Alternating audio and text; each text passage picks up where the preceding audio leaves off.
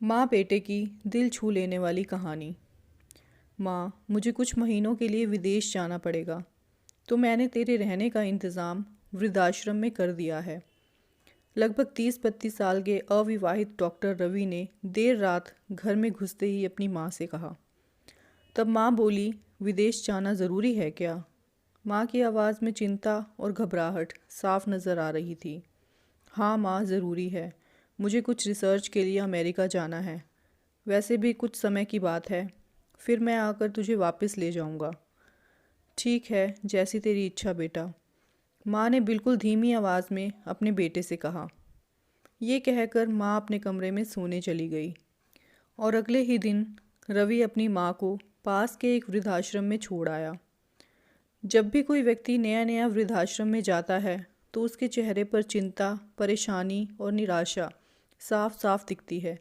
लेकिन पुष्पा जी के चेहरे पर वृद्धाश्रम में रहने के बावजूद भी ऐसी कोई चिंता नहीं थी। एक दिन आश्रम में कुछ बुजुर्ग बैठकर आपस में बात कर रहे थे कि डॉक्टर की रिश्तेदारी में कोई भी नहीं है जो वो अपनी माँ को यहाँ पर छोड़ गया है। तब उनके बीच में बैठी एक महिला बोली कि पुष्पा जी के पति बहुत कम उम्र में ही गुजर गए थे। तब उनका बेटा रवि सिर्फ 5 साल का था और तब उनके पास पेट भरने के लिए पैसे भी नहीं थे और उस वक्त किसी भी रिश्तेदार ने उनका साथ नहीं दिया। और तब पुष्पा जी ने अकेले अपने बेटे को बहुत ही मुश्किलों से पाला। लोगों के घरों में काम कर करके उन्होंने अपना पेट भरा था। रवि को पढ़ाने के लिए भी उन्हें बहुत मुश्किलों का सामना करना पड़ा और वो भी पढ़ने में बहुत होशियार था, इसलिए तो आज डॉक्टर बन गया। पुष्पा जी को वृद्धाश्रम में रहते रहते लगभग 8 महीने हो चुके थे और अभी तक उनका बेटा उन्हें लेने नहीं आया था। फिर एक दिन उन्होंने वृद्धाश्रम के संचालक से फ़ोन लेकर अपने बेटे को फ़ोन किया और कहा कि बेटा, तुम अमेरिका से वापस आ गए या फिर वहीं हो?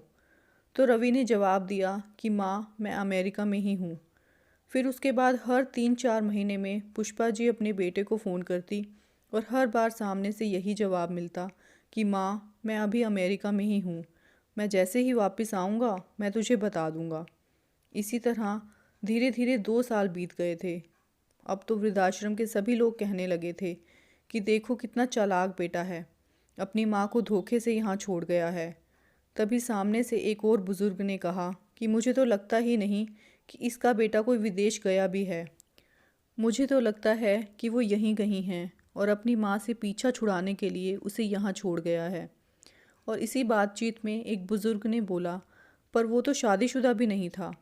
फिर क्या हुआ, शादीशुदा नहीं है तो हो सकता है कि उसकी कोई गर्लफ्रेंड होगी। उसने बोला होगा कि पहले अपनी माँ से पीछा छुड़वा, फिर मैं तुझसे शादी करूँगी, और इसी चक्कर में वो अपनी माँ को यहाँ पर छोड़ गया।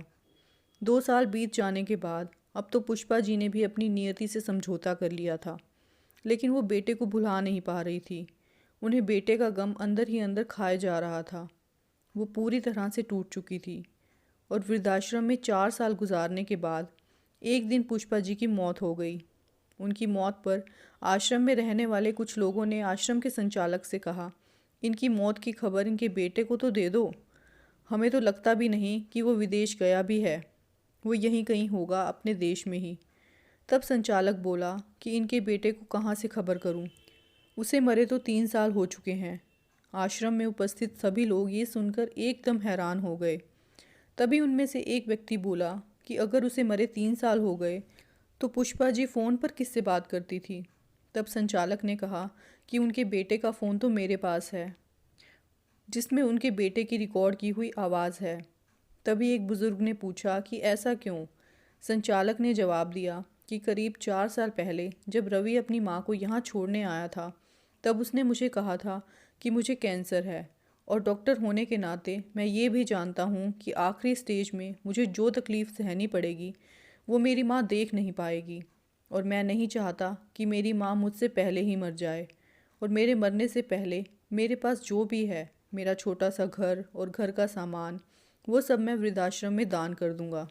उनके बेटे की दुख भरी कहानी सुनने के बाद आश्रम में मौजूद सभी लोगों की आंखों में से आंसू आ गए और पुष्पा जी का अंतिम संस्कार आश्रम में ही कर दिया गया। और उनके अंतिम संस्कार में आश्रम में रहने वाले बुजुर्गों के परिवार वालों को भी बुलाया गया और माँ बेटे के अटूट प्यार का कुछ लोगों पर इतना गहरा असर हुआ कि वो लोग अपने माँ बाप को घर वापस ले गए।